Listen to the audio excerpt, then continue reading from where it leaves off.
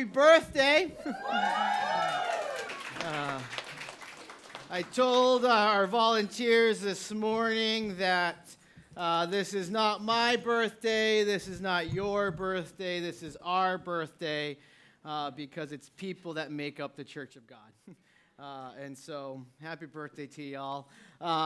It's been a crazy 5 years. And so, this is your first Sunday. Welcome to the family. And if you've been here since day one, thanks for being part of the family. And if you've been here for 2 weeks, you know now that we're in the middle of a series that we're talking about Sabbath, that we're talking about a day off. And maybe you came in here like, I could use a day off. Good. Pay attention. And so this is what we said. Here's the definition that we're using for this term, Sabbath. And we're using it as a verb to cease my efforts for a day, to persist in my relationship with God. It's a day off with a focus.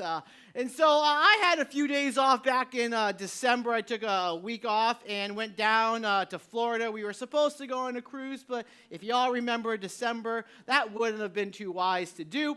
So we bailed on the cruise and instead flew to Florida. I don't know if that's a lesser of two evils. Whatever.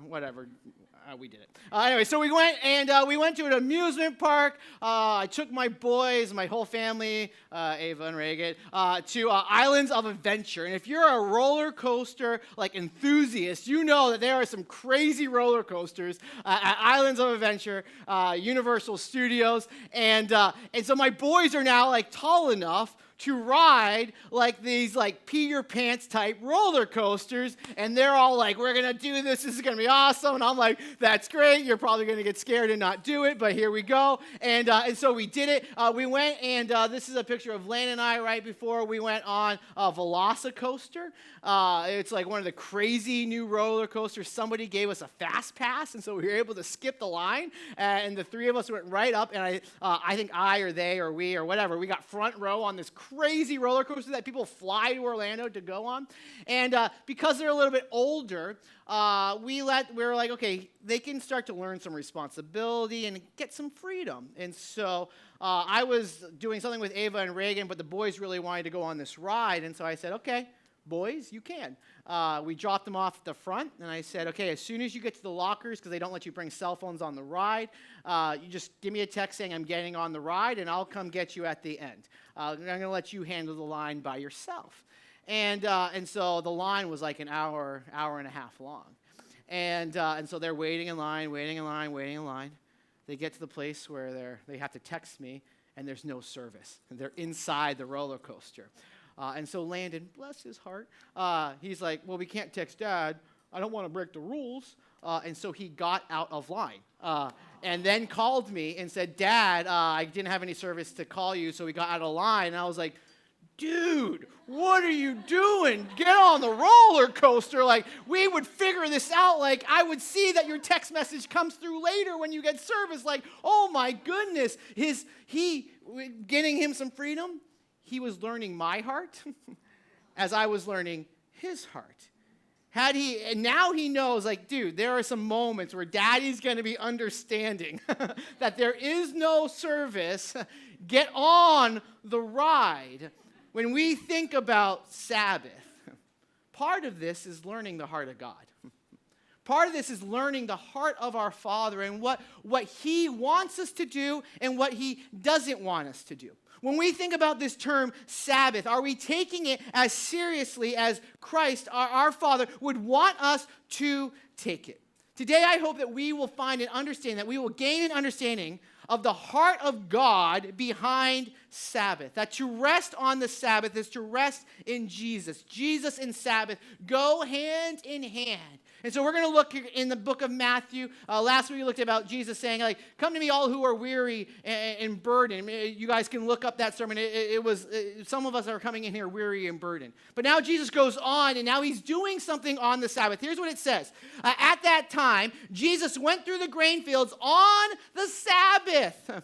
His disciples were hungry, and they began to pluck heads of grain to eat. But when the Pharisees saw it, they said to him, look, your disciples, as if Jesus wasn't aware of his disciples, look at your disciples. What they are doing is not lawful to do on the Sabbath.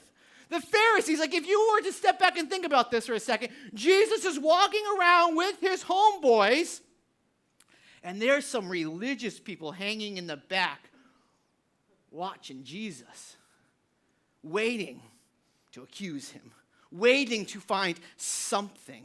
They are next level religious stalkers. And they go to Jesus and call his mind to his disciples saying, hey, Jesus, what they're doing is lawful and good on other days of the week, but to pluck heads of grain on the Sabbath, well, that is not lawful. The Pharisees are these religious leaders that love the law, and maybe at first they had good intentions to help people like you and I learn how to apply the law in everyday situations.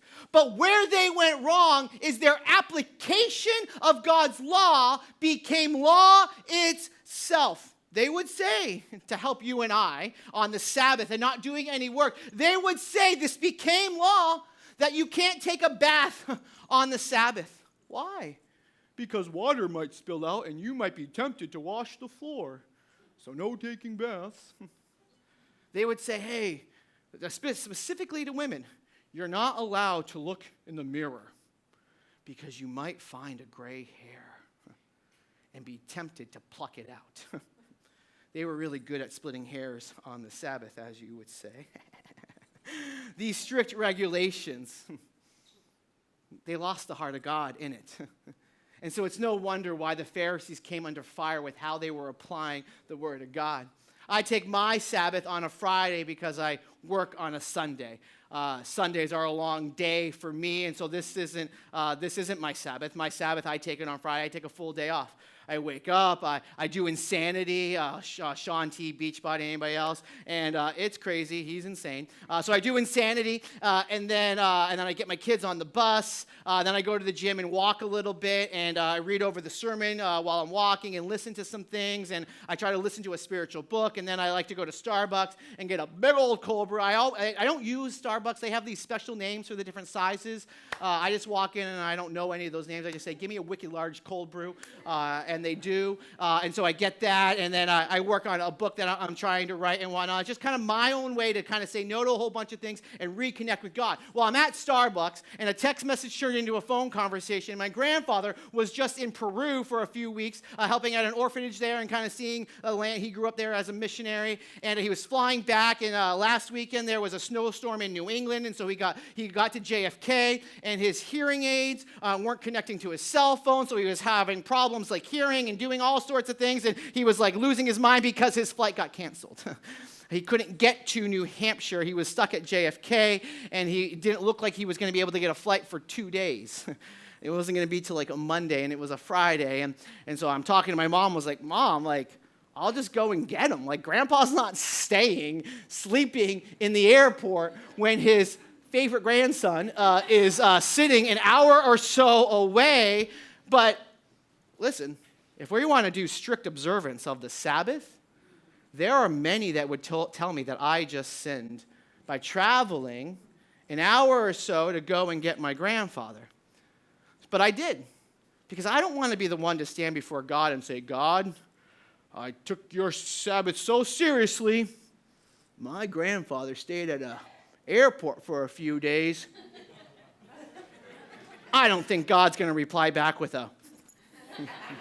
So on the way there, an hour and a half, I listened to a John Mark Comer book called God Has a Name. And this quote, I wanted to share this with you. This is a quote from the book I read on my way to get my grandfather. It says, God is more concerned with your long-term character than he is your short-term happiness. And he's willing to sacrifice the short term for the long term. That quote rocked me. But guess when I heard that quote? Some of y'all need to take a picture of that quote. That quote rocked me to the point where I can share it with you, because I made the choice to go get my grandfather, take a step back, and I love my 90s playlist with my Goo Goo Dolls and Green Day and others. Chose not to listen to that, chose to listen to a book, and this is something that really, really hit me and is going to continue to hit me, because my focus on the Sabbath was doing good to my grandfather and making sure I connected with God. These Pharisees, these religious leaders love rules. They love regulating the Sabbath, which is supposed to be a day of rest. In their mindset, it's like, Sabbath enough, do enough on the Sabbath, pray enough, read enough, avoid enough, study enough, worship enough, attend enough, and be found good enough. If you do enough, God will find you to be enough. And no.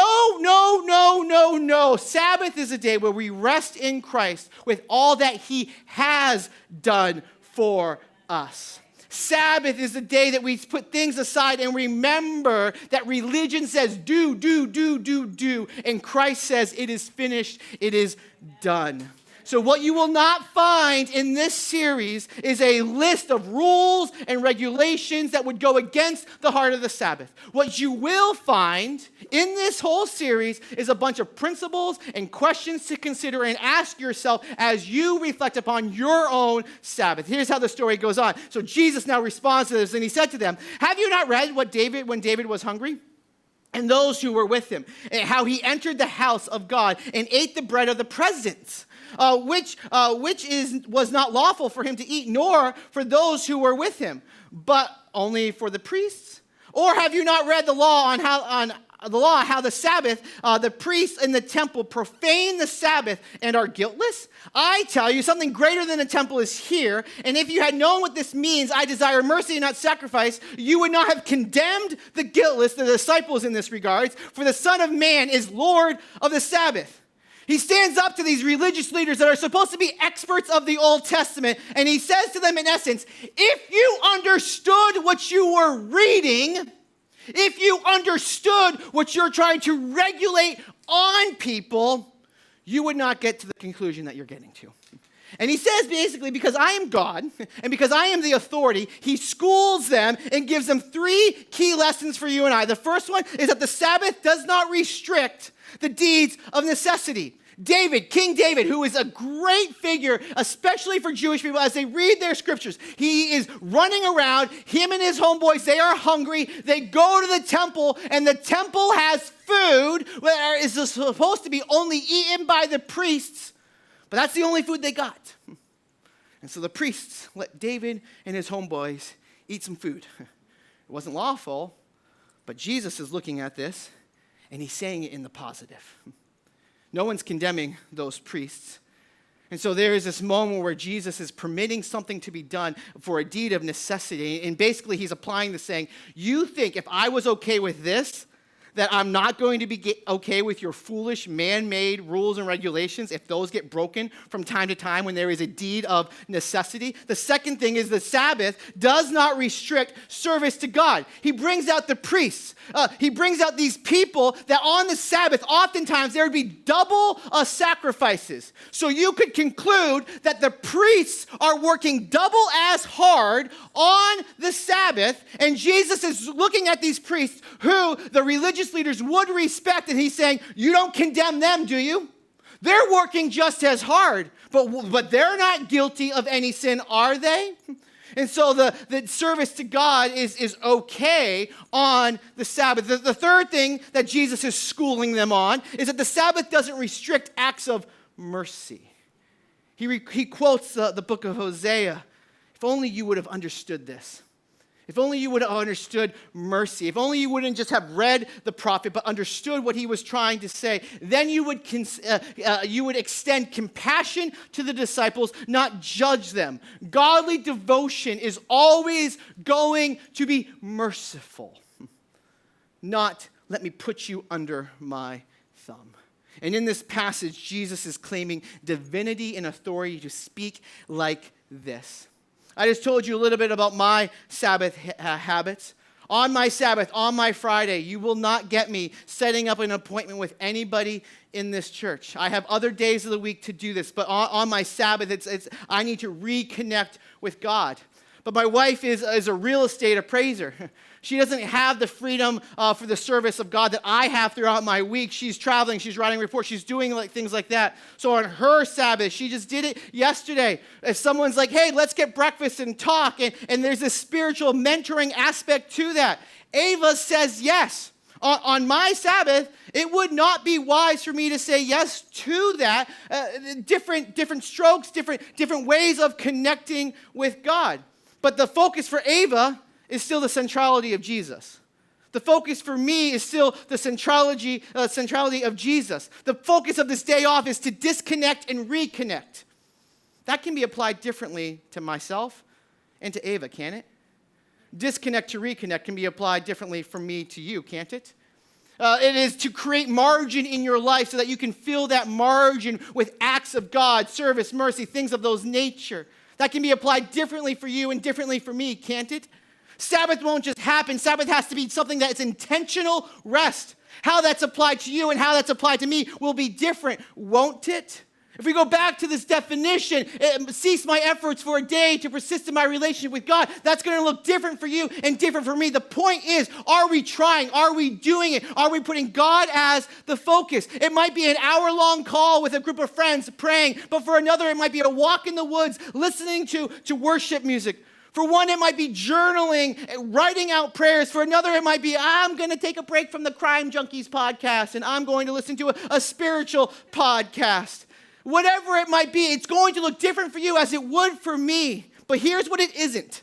It's not a day like all the rest, because that's how we find unrest. It's a day that is set apart for God.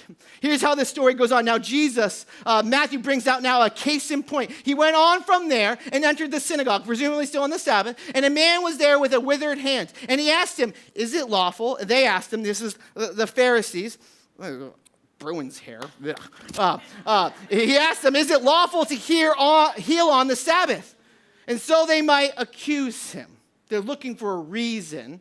So they might accuse him. And he said to them, which one of you has a sheep? If it falls into a pit on the Sabbath, would you not take hold of it and lift it out? How much more value is a man than a sheep? Is it lawful to do good on the Sabbath? So then it is lawful to do good on the Sabbath.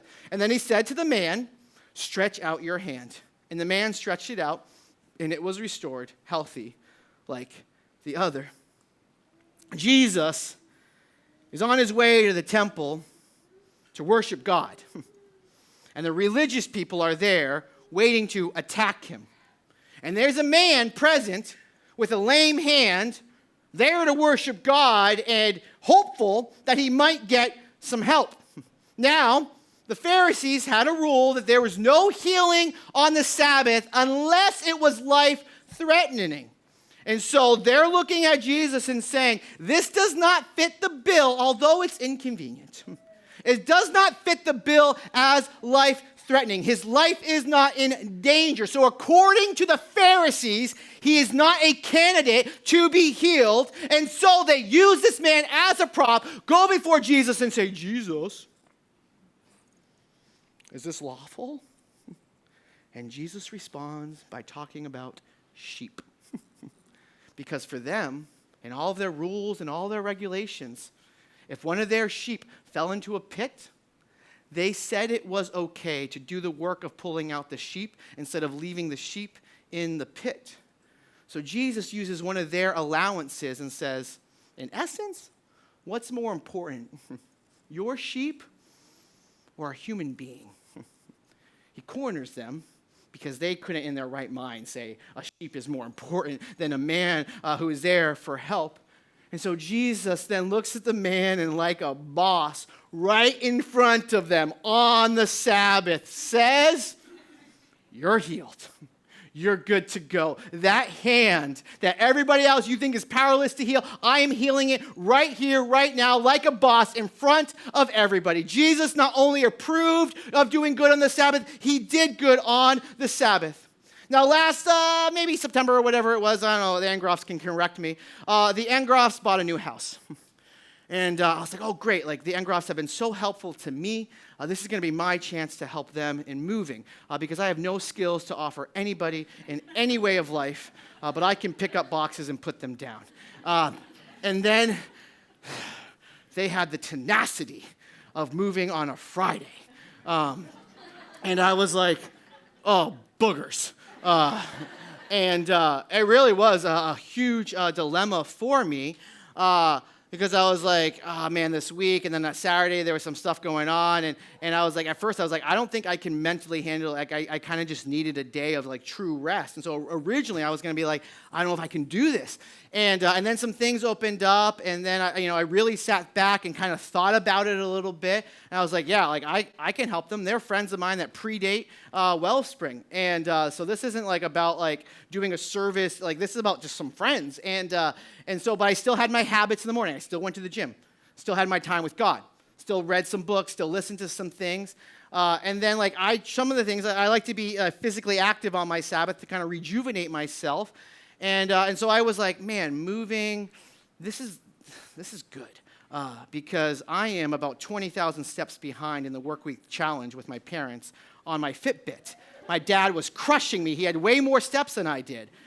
And so here I come, the underdog, helping people move. I got over 40,000 steps. I drenched my shirt 30 times over to help them move, and I could not wait to leave the Engroff's house, call my dad and say, what up, dog? And I had just come from behind and crushed him. Now, you might think I'm being silly, but legitimately, that energized me to call my dad and say, ha, ha, ha, ha, I came from behind and I beat you. The point being, I wrestled with helping with the Engroffs. And then I got to a point where I read through some questions to ask myself to think about this and to say, this is something that I can commit myself to. You're going to wrestle every time with the Sabbath because the Sabbath is going to require certain yeses and certain nos. And there's going to be times where you have to say no to helping somebody move, and there's going to be times where you're going to say yes. You know who really sucks at Sabbath? People pleasers. You know who's going to be excellent at executing the Sabbath? People that are focused on pleasing God and showing mercy and goodness. So here are just 9 questions, and you should probably take out your cell phones because we're going to be referring to these over the Sabbath, over this series. Here are 9 questions that aren't regulations. These are just questions. When you think about Sabbath, to ask yourself, when do I plan on taking intentional, God-honoring rest this week? Intentional. Where I feel tension in Sabbath taking, is there an idol that is being revealed? I can't take the Sabbath because I've got to do this, or this is coming up, or if I tell this person no, or this organization no, oh my gosh, what will they think? Well, what will God think? It will reveal idols. Third, go back, PJ.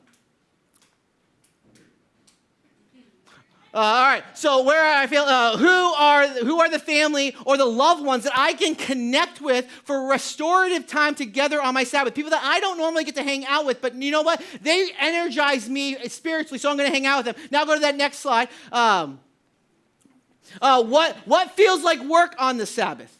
Where do I need to reconnect with God? How does margin help me reconnect? How can I create that? What do I need to do What do I need to intentionally say no to in order to create margin? And then lastly, what are the things in my life that stir my affections for Jesus and should be regular staples of my Sabbath rhythm? What are healthy boundaries for my Sabbath? In what ways am I tempted to make Sabbath all about rules instead of understanding God's heart? Here's how this story concludes. But the Pharisees went out, conspired against him, and how to destroy him. This is their reaction. They didn't like what Jesus just did by healing somebody on the Sabbath. They didn't like that his disciples plucked some grain on the Sabbath. And so in typical religious fashion, it invoked a murderous spirit. Religion will do that. Destroy what we can't subvert. They saw their law, Jesus' law breaking as so unholy, so criminal that it's worthy of legitimate death. And one day they will put Jesus on the cross. I earlier just said my Sabbath habits, and I'm sure some people said it must be nice. The Wilsons go on date night, and they like to get cheap Airbnbs and go for a one-night getaway. And some of us would say it must be nice.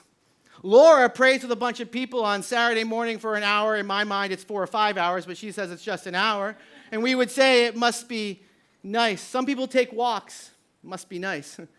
Some people listen to worship music. It must be nice. Some people have healthy boundaries where they're saying no to people. It must be nice. There are some that might work a 60-hour-a-week job in New York City. They're not able to serve like you throughout the week at the church. And so on their Sabbath, they humble themselves and they might clean the church. And there's somebody else that might say it must be nice to be able to do that. There's another that might say, well, I work in Tom's River. I don't have a commute. My boss says it's 40 hours max. Don't you work a minute over 40. And so Monday through Friday, I'm able to serve 10, 15 hours a week. Are either of them wrong for what they do on the Sabbath? Because one person would never consider helping out on a Saturday because of what they're doing throughout the week. Each of them might look at each other and say that it must be nice. The "it must be nice" statement is a statement of resentment. The important part of all of this is that we would look at each other and consider it important that we are taking a day to connect with God. And so if you have boundaries that require some no's so that you can say a much more powerful and better yes, good job. Well done. Focus on Jesus. Connect with Jesus. If you're not taking Sabbath rest because you quote unquote can't, then your life is unhealthy. If you have the good boundaries and you are embracing Jesus, we are better for it. You are better for it. Here's a big thought for us, is to embrace Sabbath, one must embrace Jesus. That's the premise of this whole thing. If you want to embrace Sabbath, then you do so by taking intentional rest, doing something different with your day, and you are focusing on Jesus. Now, Sabbath is a word that we throw in Ocean County, we throw a lot around.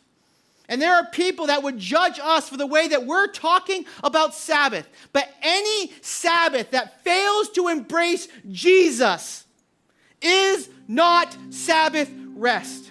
We must be as serious as Jesus was about Sabbath, who died so that we could have some rest.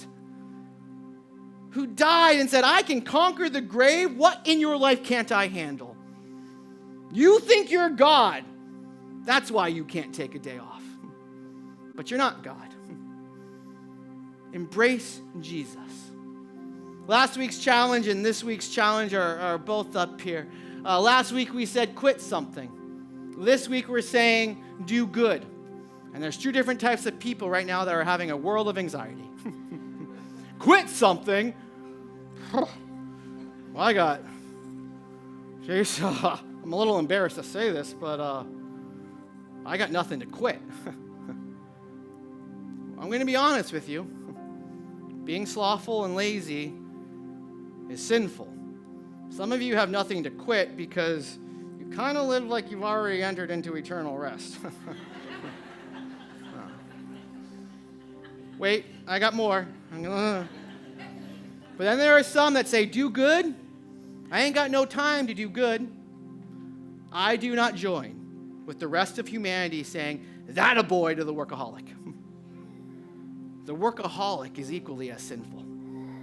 So when we consider Sabbath, when we consider these challenges, what do you need to do or stop doing to honor your Jesus?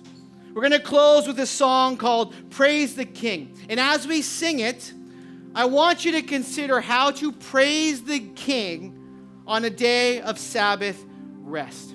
And then I'm going to get back up after we sing this song. After we sing, you guys can have a seat. I just want to share just a few quick things about what God is doing in the life of our church. So with that, would you guys stand and sing this song with me?